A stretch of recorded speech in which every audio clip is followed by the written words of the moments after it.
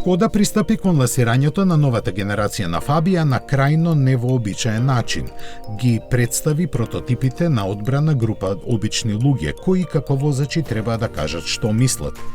Заеднички за сите нив беа коментарите за димензиите.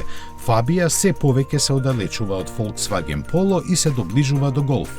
Од него се разбира се уште е далеку, но должината од 4,1 метри и генерално пораст во сите димензии укажуваат на тоа.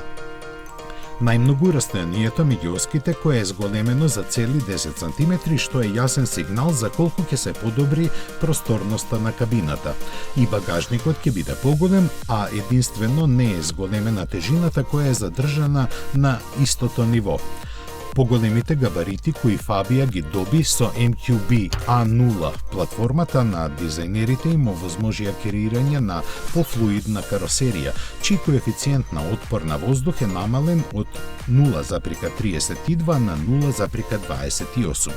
Освен дека доби на динамичноста, поради сериозната камуфлажа за низиниот изглед е прерано да зборуваме, но затоа скоро се е познато за моторизацијата.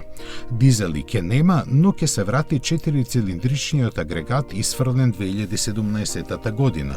Овој пат тој ке биде на врв на понудата како 1,5 литарски TSI со 150 коњи, додека под него ке бидат 1-литарските 3-цилиндрични мотори со и без турбокомпресор распослани помеѓу 65 и 110 коњски сили. Хибриди барем засега не се споменуваат. Од Шкода за четвртата генерација на Фабија најавија и посериозен пристап во поглед на опременоста, што подразбира дигитален кокпит, 9 воздушни перничиња, LED светла и секако бројни Simple Clever решенија по кои марката е позната. Премиерата на новата Фабија се очекува пролетва, а на незината караванска изведба до година.